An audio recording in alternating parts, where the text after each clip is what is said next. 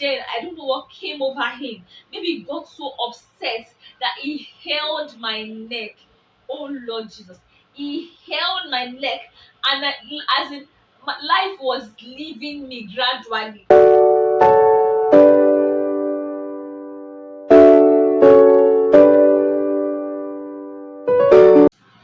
So another point is he literally snatched me away from my peers, and we had that experience. I didn't really enjoy my teenage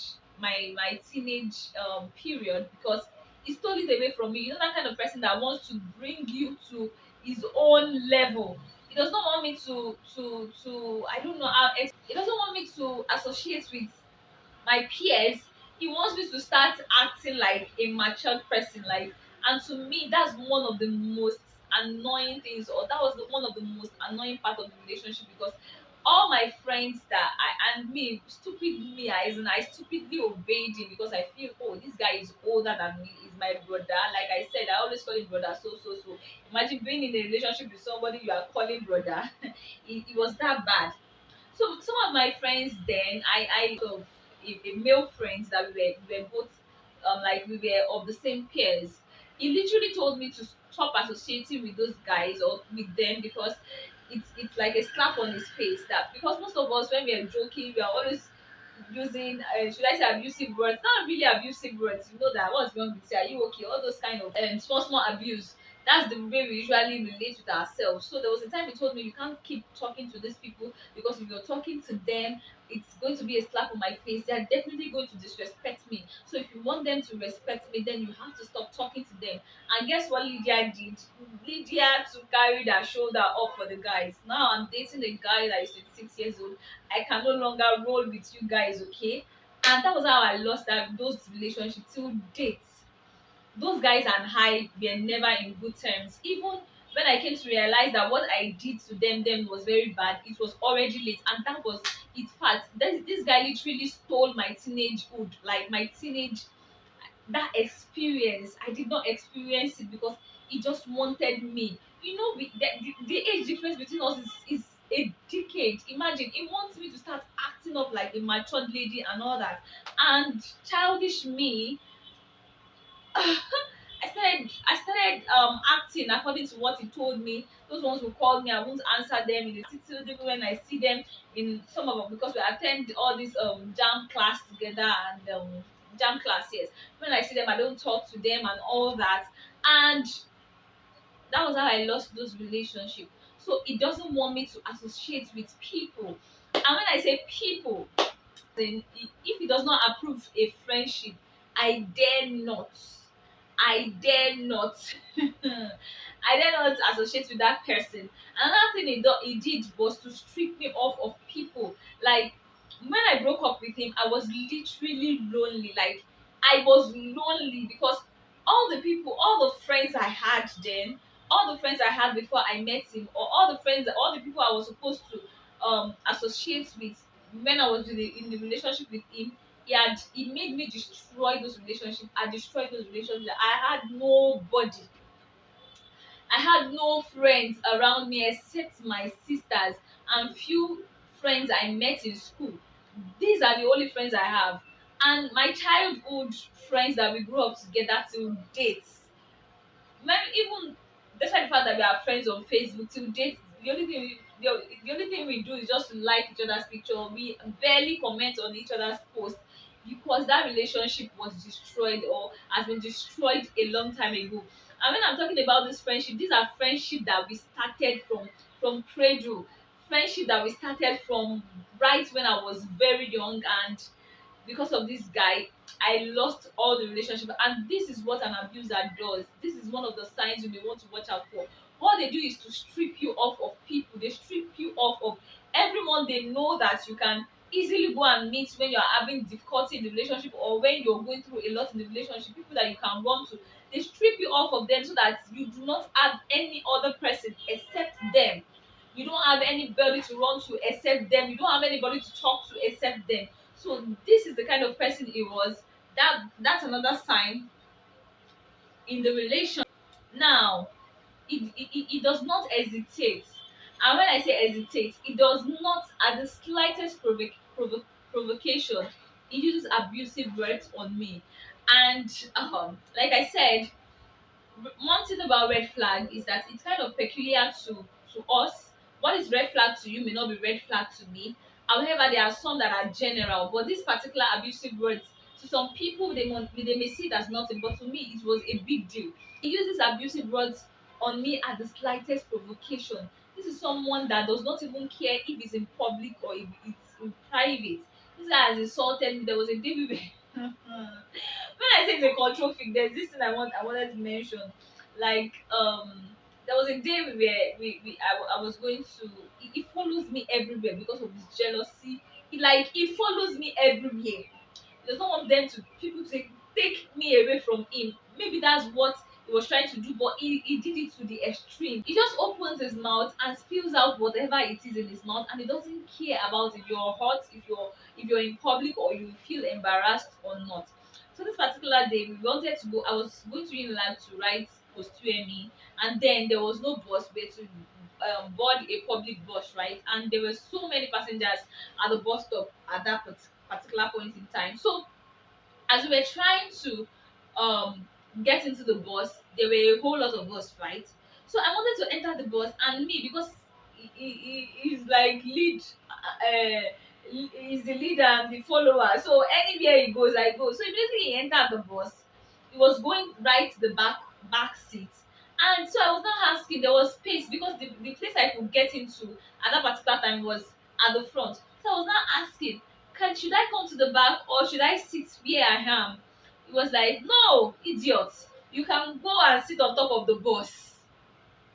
In a public bus. He was like, I should just step out of that bus because all eyes were on me. In fact, I feel people would think this guy is definitely a father or a elder brother. People, the way he spoke to me in that bus, people would never know that we were in a relationship. Imagine someone you're in a relationship with calling you an idiot in public and saying, if you like, go and sit at the top of the bus. So that's another. He uses abusive words, and the one that gets to me the most is that he talks down on me.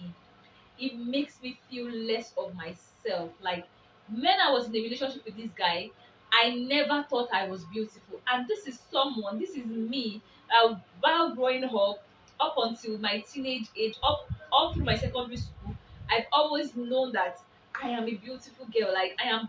In fact, people used to tell me then. Imagine when people usually say it to me that Lydia, you are black beauty. Even despite the fact that I was on low cut, I wasn't using earrings then.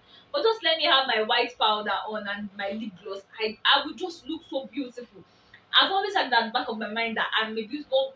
All through my relationship with that guy, all through my stay in the relationship with that guy, I never thought I was beautiful because of what he constantly fed my ears with. Yes, that's one of the things an abuser does. They make you feel less of yourself so that you will not see any reason to go. Because even when when even when I go out and guys are making advances towards me, in my mind I'll be like, I'm not sure. Maybe these ones just want to. They don't mean what they say. And this is me that I have that just I used to have that confidence before. That Lydia, you are beautiful. But all of a sudden, because of what I constantly hear, he says it like every other day. I look at you, see your eyes, see your nose, see your and then I start when I was with him, I was very, very skinny. I was very, very slim while growing up. And when I was a teenager, I was very, very very, very slim. Would tell me that before I met him, people used to tell me, you're a model, you need to model, like you just have the structure, you should be a model and all that. And this guy would tell me that, look at you, you are like a twistic, you will just break. You don't even have shape. You look like Amueba. It doesn't cease to, as in, he always compares me with people. He tell doesn't in fact it made me feel so insecure of myself that I would always see another person as better, as I wish I can have this kind of body. There was a time he told me that, can you just have flesh? Can you just look at this lady's bum bum? And honestly, all through my stay in that relationship, I always sees that lady as a threat. all through my stay in that relationship, I always see that lady as a threat because he's talking, and even after saying that to me, he goes close to the lady. So it was obvious that this is the kind of body this guy wants. And unfortunately, I don't have that body. I don't have the big bum bum. My I don't have that chubby body. So I never felt so, like, I never felt I was good enough for him, not even for any man. And at that point, I started praying and fasting to get fat. That was one of the most craziest things. I literally fasted for 7 good days without eating. Like, I would break in the evening, and my prayer point was just, God, you can make me fat. Oh, I'm so grateful. I just want to be fat. I just want to have bum. When you are with someone that does not appreciate you for who you are, someone that always compares you, someone that always makes you see other lady as a threat, my sister, pack your bag and just leave that relationship. Because I cannot even imagine what it did to my self-esteem. Before I could gather back that courage to feel comfortable in my color, in my skin, in my body, it took a while. Even after I left the relationship, I always wished to be. It was until people said, you have a nice shape. Even when I had weight, I still have till dates. I was with someone. He was just using me to feed his insecurity. He doesn't want me to feel, oh, I'm this beautiful. Or he doesn't want to say it to my face that you are beautiful and all that, so it won't get into my head. Maybe that was what he was trying to do. I don't know. But it ruined my self-esteem. I didn't have My self-esteem was low. If there's anything if there's anything lower than low self-esteem, that was what I had then when I was with him. Because he would always talk down on me. There was even a time he was 10 years older. There was a time he said it in Yoruba that he was lenle. Do you know what lenle means? Lenle, I don't know if I'm interpreting it correctly, but he would always say it in my language in Yoruba that lenle. And lenle means you're no longer attractive, you no longer look attractive, you're out of fashion, you're out of the market. I mean, I'll be carrying that in my head that I'm not looking fine again. In fact, the way I will even dress, I'll just dress anyhow because I felt a whole me fine girl. Ah, it was that bad. Like, I lost my self-esteem. That's another thing, another sign you should watch out for when you're with someone that makes you feel less of yourself. See, there are so many ladies that goes to do so many things to their body. It's most of them, it's because they don't have that self-confidence. They don't have that um um they don't feel good in their own skin. Most of them, it is possibly because of so many things they have been fed with, so many things they have heard from people. You are too fat, you're too thin. When you're thin, when you're thin, people will keep telling you you're so thin, you're so thin. By the time you start adding weight, they'll say, hey, you're already getting fat. Yeah. This guy, the same guy that said I was so skinny, is the same person that never ceased to use my when I started adding weight. He never ceased to use that to abuse me again. That look at you, you that you're already becoming big.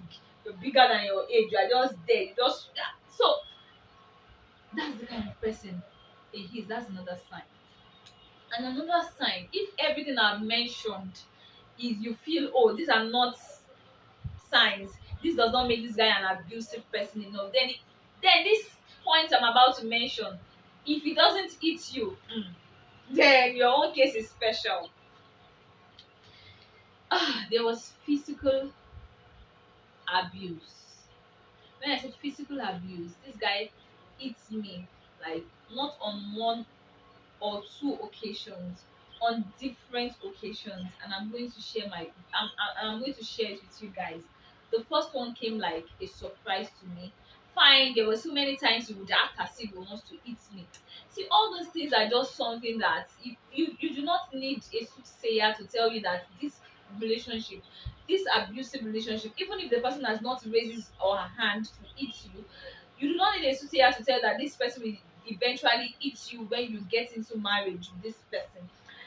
This guy, this particular period that we were at home and we were in his house, and then I don't even know what happened. It's like he was trying to come close to me, and then I wanted to shove him, or push him away. I don't know what he said. He felt I slapped him, but that wasn't the slap. You're coming, leave me alone. That was what I did, and three heavy slaps.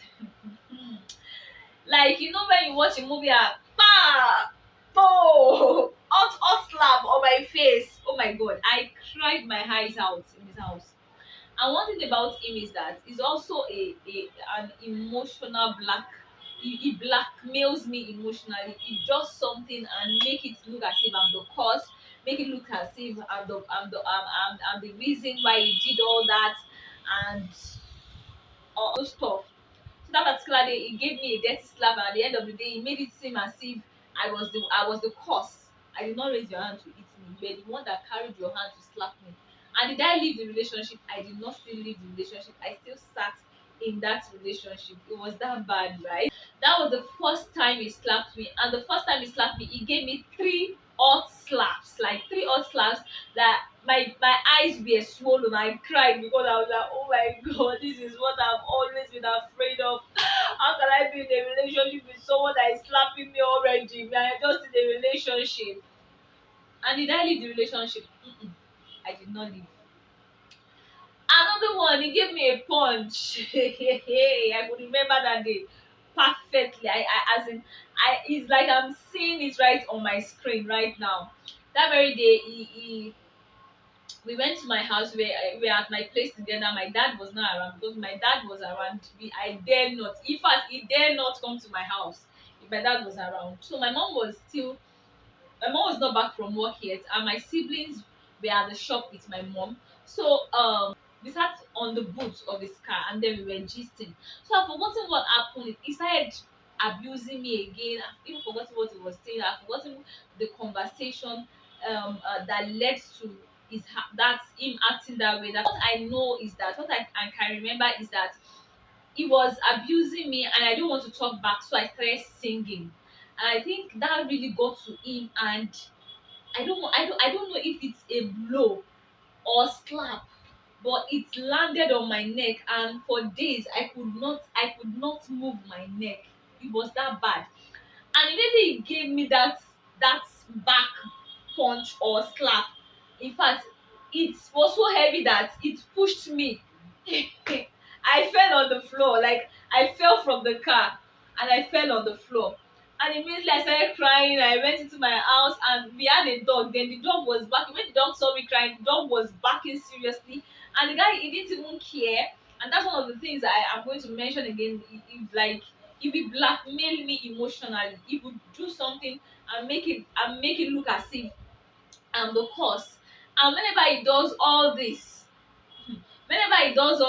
for I know some people will be wondering, why did you still stay in the relationship? He comes back to beg, like he comes back to apologize and tell me how much he loves me and how much he cannot do without me. And even me, childish me, I'll be like, this guy loves me, but why do you always do this? That's what they do.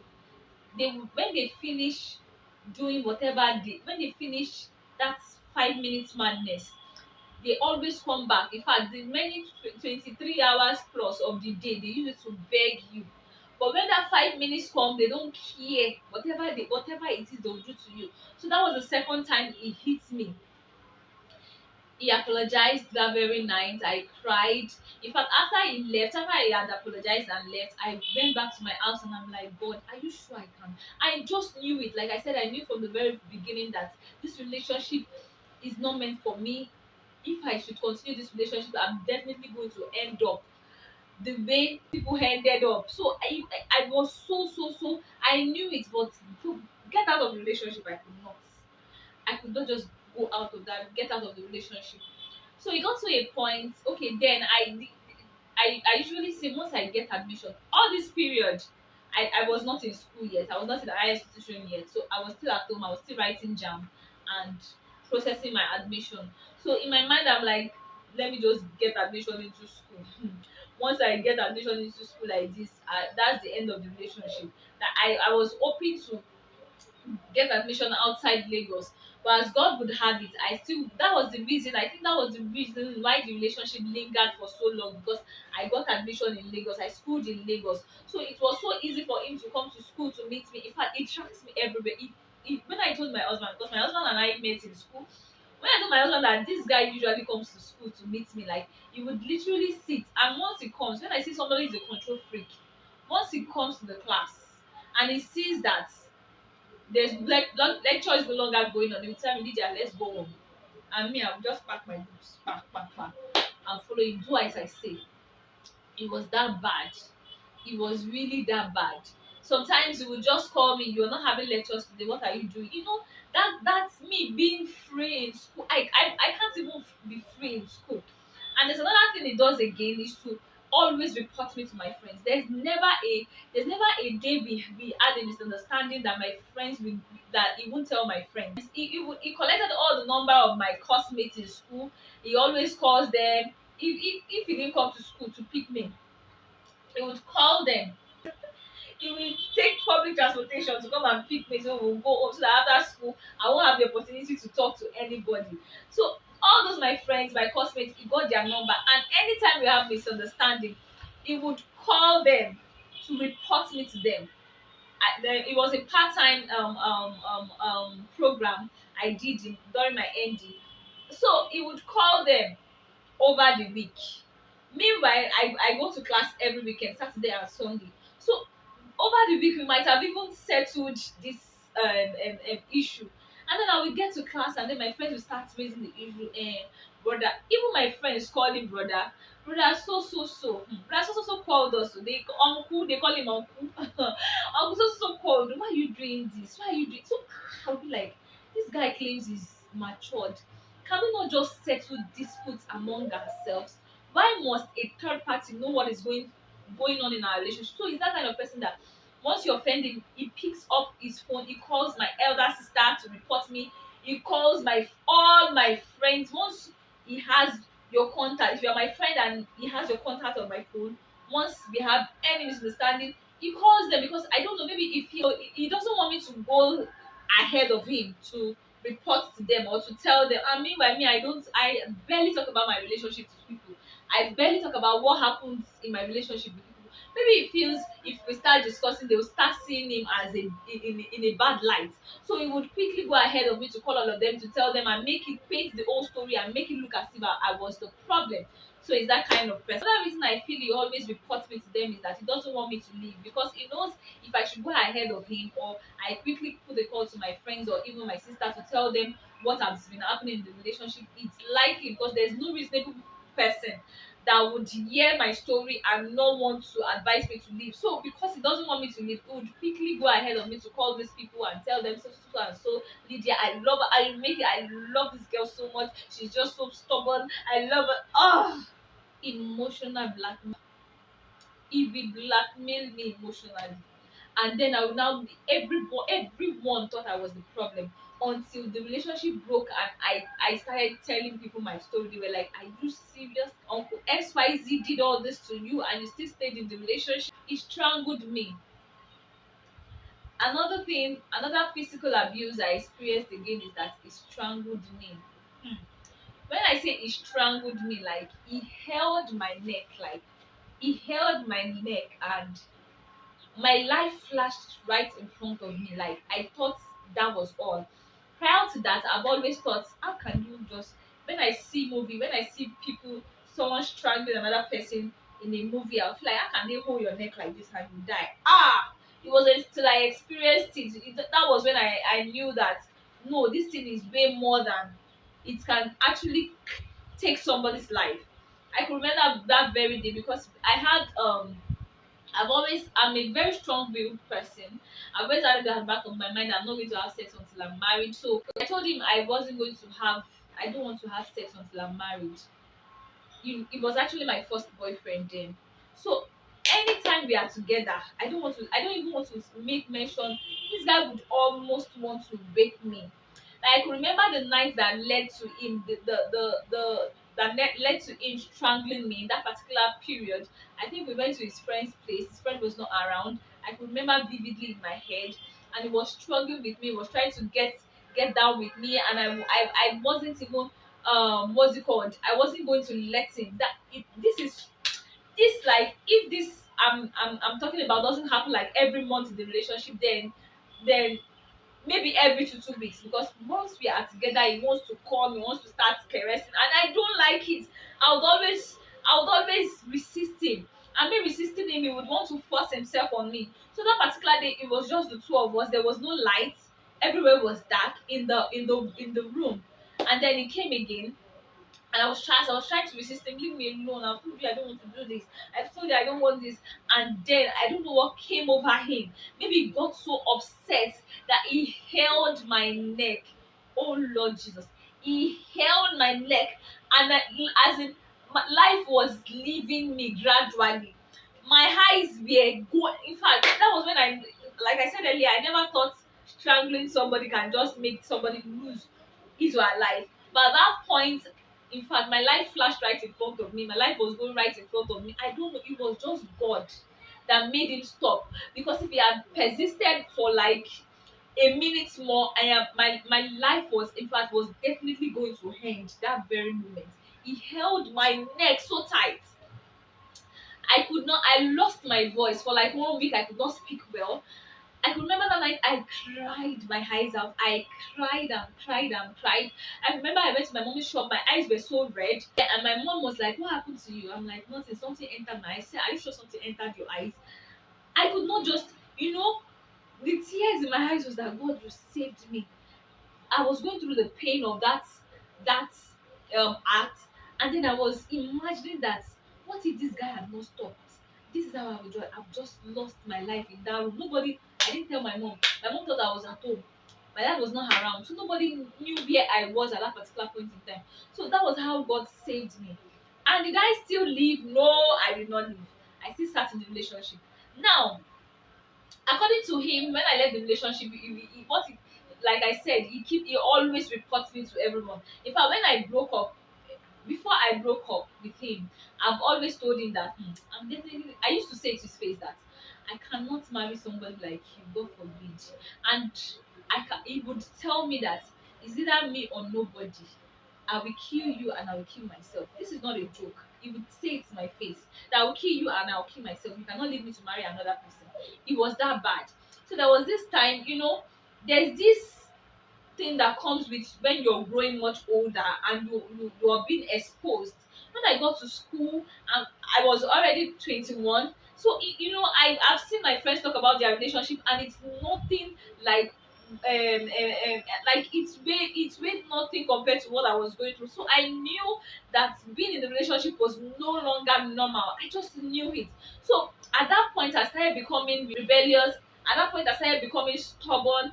At that point to him, it was like, you are already growing wings because you're in school. No, it's not because I was in school. It was because I was growing. And all those things he was doing to me then when I was a teenager, I could no longer absorb them. It wasn't just normal to me anymore. So I remember a particular period that if he says something, I attack him immediately. If he say, and then he was like, "Oh, so it's because you're in school now. You can talk to me. You can do this. You can do this." So that's the more reason he always comes to school. That's the more reason he always calls my friends to report me to them. So there was a particular period. Okay, my parents relocated, so I had to stay with a family friend around, and this is the kind of person that does not care. Like I said earlier, when he's in public and he's angry, he doesn't care. Like he can do anything when he's in public and he's angry. He does not care if anyone is watching. So another thing I did not remember to mention in this video, let me just quickly chip it in, is that he collects money from me. Like this guy, I don't want to say he extorts me, like it was in school when I was still 16, 17. So I was working with a school. I was a teacher, and then the little salary I gather, once it's getting to the end of the month, this guy will start cooking up so many stories for me that will make me, when somebody is talking about his problem, he knows that, actually you have money in your account, you have money, you're about to receive salary, and he'll be talking about this thing, and then I would not have a choice than to send some. How much was I earning there? 7,000 naira. I would send money to him from my little earnings. But you are not giving me money. I was the one giving him money. Then when he comes back from school, of course, once in a while he buys gifts, he gives me something, but he was collecting money from me. I can remember a day I went to, there was a period I went to do coaching lesson, and I mean home tutor. I was also a home tutor, and the salary I got from those people, I had a lot of things to do with money then. And this guy called me once he's getting, I just observed that once he's getting to a particular period of the month, maybe 20 something, he knows when I usually get paid. And the reason I'm saying this is because of what I'm about to say. So he knows when I am to receive salary, then he will start giving me so many stories. "Ah, I need to buy this handout, I need to do this, I need to do that." And then I'll be stupidly send money to this guy. I remember I collected that 5,000 that day. Imagine 5,000 as at 2009, 2010. 5,000 naira is a whole lot of money then. I remember I collected that money from that parent and I sent it to him. I was not happy sending the money because it was just like every other month. It happens every other month because I had planned that, oh, I want to save this for my school, and then somebody is calling me for me to send the money to him and all that. Now, the reason I'm saying this is because the last straw that broke the camel's neck, the last straw that made me realize that no, Lydia, you have to get out as soon as you can. You have to leave this relationship. Was there was a period that I was expecting an alert from work.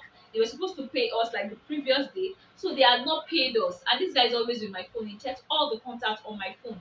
So prior to that, I think one of my female friends who I lost contact with called me. Her name is Omolara. So she told me, that Larry is the one speaking. So in my mind, I was like, Larry. So by the time we ended the conversation, I saved that number with Larry. So he went through my call log again and saw that, oh, so Larry has started calling you, Abby. So when Larry is calling, so he felt maybe I was trying to receive a message. I wanted to have my phone with me because he has started with his normal regular monthly stories about him being broke and all that. So in my mind, I'm like, this month, I am not giving you anything. So I don't even want him to know when that alert will come into my phone. So once I hear any sound on my phone, I quickly pick my phone. That was what I wanted to do. Was once the alert comes in, I'm quickly going to delete that alert. So that's the reason I'm always going to my phone to check. Oh, any message, I'll quickly check. So he feels that, oh, maybe there's a skeleton in my cupboard. Maybe I'm expecting someone and all that. So he seized my phone this particular day. He seized my phone, and then he was seeing me up to my house because that's our usual routine. From his house, he walked me down to my own house. So we got there. This is a public place, like people were outside. I told him to give me my phone. He gave me my phone, and at that point, a message entered, and that was the alert I was expecting. And immediately I saw that message, I quickly deleted it. So it's not like I deleted a message. We were outside. This was not even inside. People were watching, like people were outside, sitting down outside their because it was an evening.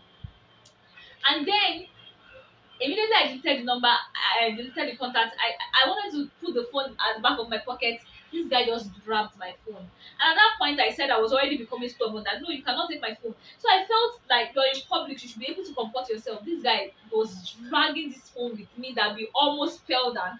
And people were already stand up to look that what's happening. Is he about to beat her or is something about to happen? It was really that bad that we were struggling on the floor, like we were both struggling. He wanted to have my phone, and at that point I was already getting tired. I was so upset. I went inside. I was boring with too much stories. So there were a lot of things that happened in the relationship that despite everything that happened, I was just postponing the day I was going to leave, and that day never came, and I stayed in that relationship for a good 6 years. I wasted my time, I wasted his time because according to him he felt he had seen a wife. And me, I know that I cannot end up with that kind of person. But did I leave the relationship? No. I knew what I was going through was no longer normal. So I decided to seek for help. I decided to look for a counselor because I know the relationship is not good for me. But I still stayed there. I didn't have the courage to leave. In fact, I broke up in that relationship for almost 100 times. And once he comes back begging, I find myself going back to him, going back into the relationship.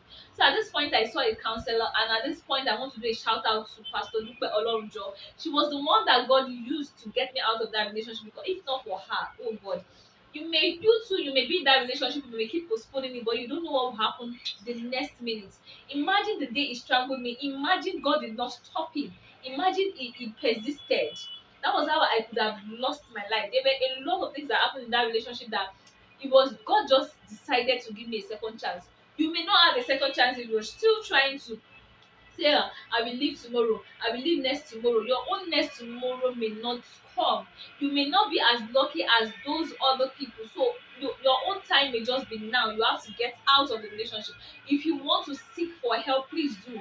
Because on my case, I knew the relationship was not meant for me, but I still sat down in the relationship.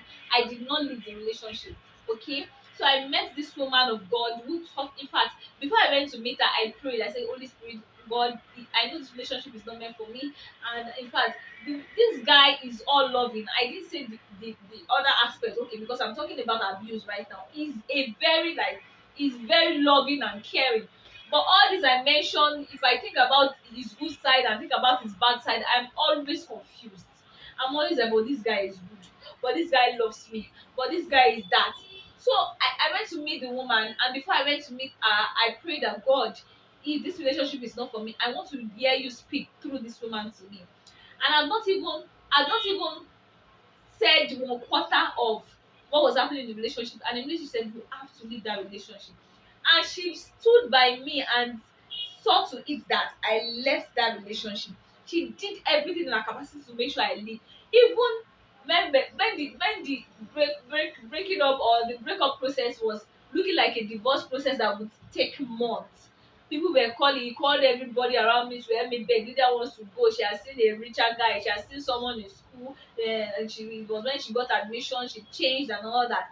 This woman made sure that you are not going. Because everyone that saw us, that usually sees us out there, they see us as perfect couple. They see us as Romeo and Juliet, but they don't even know what I am going through in the relationship. So your own case may be worse than this. Your own case may just be that you'll still see that signs. There's no physical assault or physical abuse yet. He has never harassed you sexually before, and then you feel you don't have to wait until it gets worse. You don't have to wait until it gets out of hand before you leave. If you know yours is even way worse than mine, and you do not know how to get out of the relationship, please, you can talk to me. You can talk to Lydia. This is one of the topics I am very, very passionate about, because I've seen people go through this and they never came back to tell the story. I've seen people go through this and they never had the opportunity to become normal. I've seen a lady lost her tooth. Till date she does not have. Imagine losing your front tooth. This guy will literally pull out his belt to flog her like a baby, even in public. People are going through a lot, and I don't think you want to end up like all those stories we see on social media. So if you need help and you need someone to talk you out of that relationship, please, you can always reach me. You can always reach me. All right, this is just the first episode. I hope I did not bore you with my long story. There were a lot of things that this guy did that I can't even remember, because it's been more than 10 years. But the little I'm able to share with you, I hope it inspires someone. Even if this you feel this is not for you, you feel, oh, I'm in a perfect relationship, and you know someone who is going through this currently, please kindly share this video with them. All right, and this will bring us to the end of this episode one, which is me sharing my own experience with you guys.